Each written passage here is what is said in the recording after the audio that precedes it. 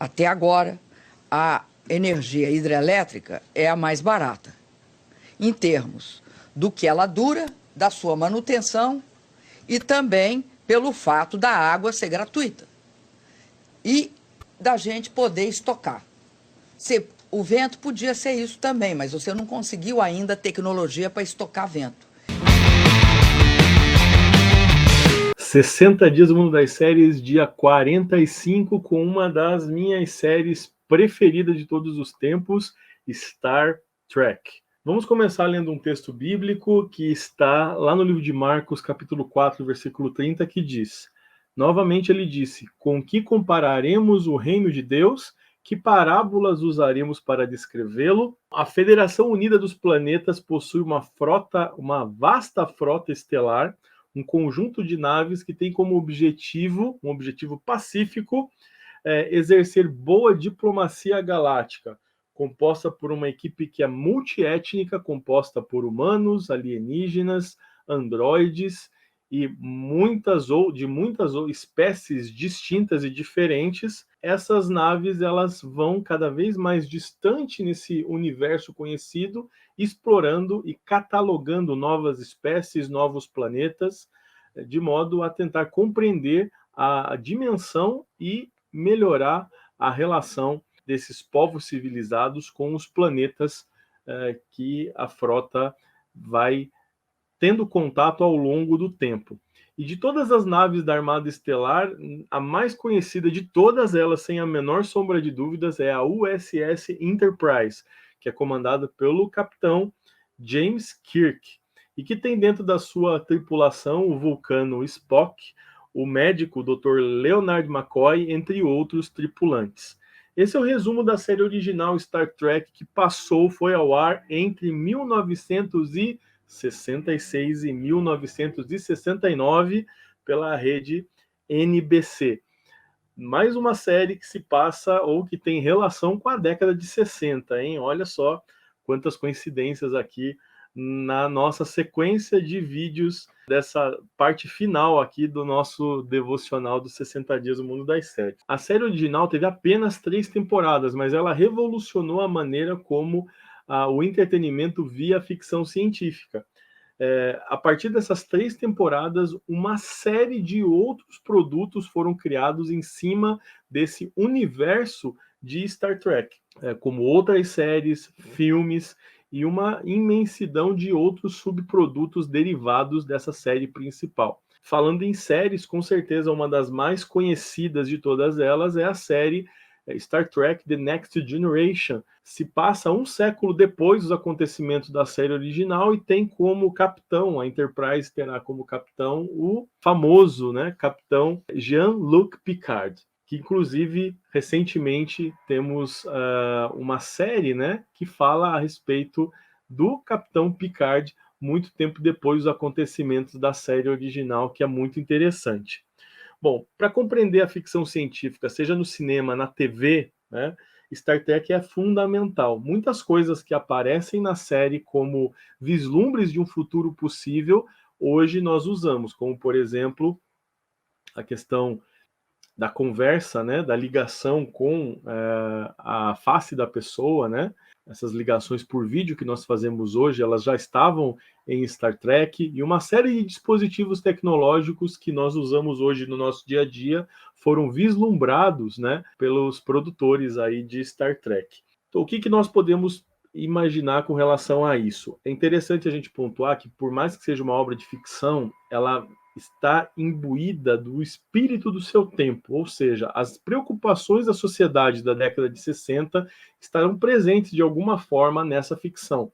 E eu quero citar 2 exemplos dessa preocupação, das analogias que são feitas na série e que nos remetem para a realidade da década de 60. Vou citar 2 grandes questões para essa sociedade que podem nos ajudar a entender de que modo a série foi evoluindo. O primeiro deles é o papel da tecnologia.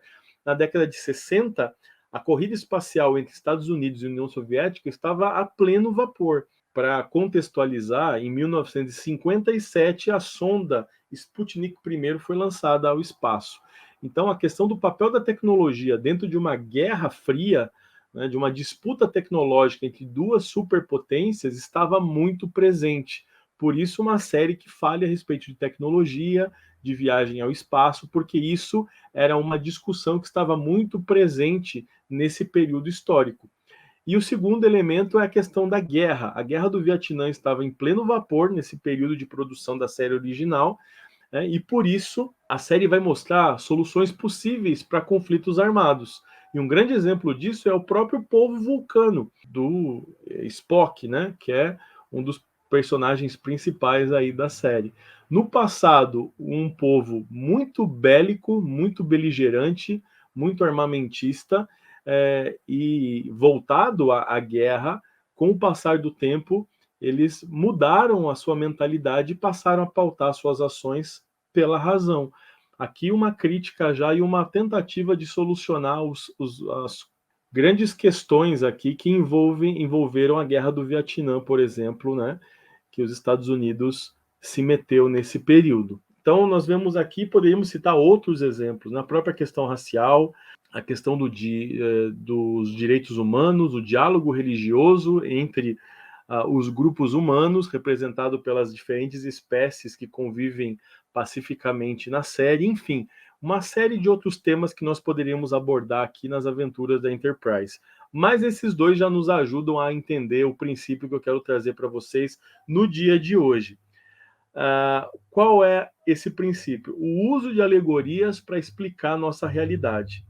Citando aqui o dicionário, uma boa definição para alegoria é a seguinte: uma alegoria é uma figura de linguagem caracterizada como sendo um conjunto simbólico criado para transmitir um segundo sentido além do sentido literal das palavras.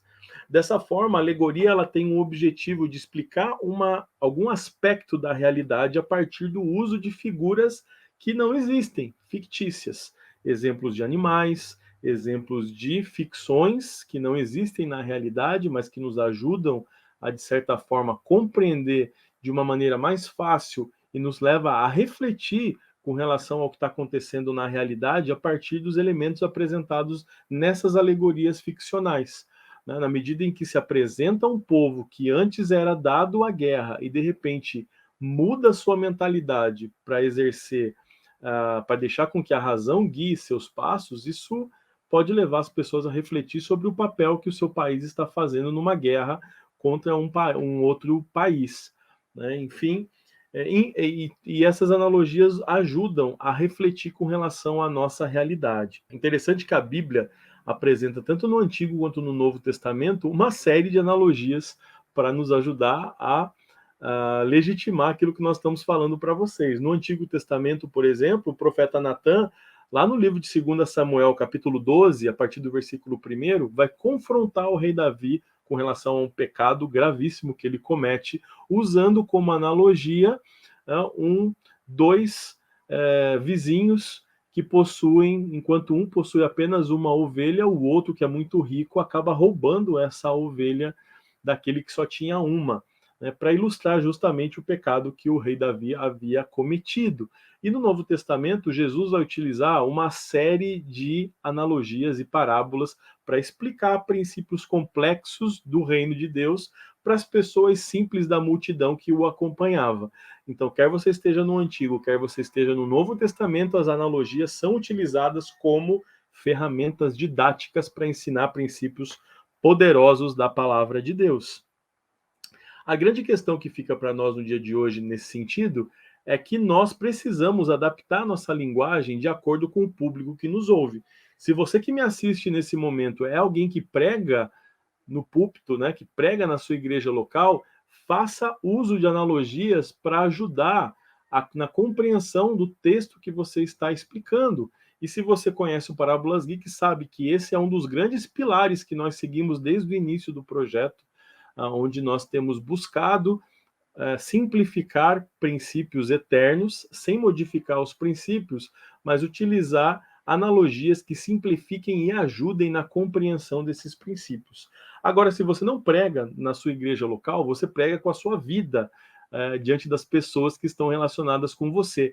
Então, nesse sentido, use também analogias para falar de Jesus para as pessoas, use essa estratégia Peça sabedoria para Deus, acompanhe os nossos trabalhos. Se você está lendo 60 dias, você já tem 60 analogias prontas, né? E se você conhece os nossos outros devocionais, você tem mais de uma centena de devocionais e analogias possíveis para estabelecer uma conversa com seu amigo que não conhece a Jesus e precisa conhecer. Faça uso dessa ferramenta e abençoe esta geração. Esse é o recado que nós tínhamos para vocês no dia de hoje. E eu quero encerrar dando aquele recado. Se você não curtiu esse vídeo ainda, esqueceu de fazer isso no começo, você tem mais uma chance de fazer isso agora. Clica nesse botão do like, compartilha esse vídeo e se inscreve no nosso canal. Estamos com metas ousadas para o ano, né? Para os nossas próximas metas são bastante ousadas com relação a número de seguidores. Queremos alcançar muitas pessoas em breve e para isso nós contamos com a sua ajuda. Para isso, ok? Para encerrar então o vídeo de hoje, tem uma curiosidade muito interessante. A famosa saudação vulcana de vida longa e próspera de Spock é muito mais do que simplesmente uma saudação fictícia. O ator, né, Leonard Nimoy, saudoso Leonard Nimoy, de origem judaica, trouxe, na verdade, uma bênção, simbolizando uma bênção. Temos texto falando com relação a isso no nosso site, mas através da posição de ser um ícone, né, da cultura pop, ele, através da sua posição, cria um gesto com uma origem judaica que acaba sendo uma bênção para aquelas pessoas que a recebem. Então, ao longo de 50 anos, pessoas têm abençoado umas às outras com a grande saudação vulcana. Genial, uma boa curiosidade, não sei se você sabia disso, mas agora está sabendo.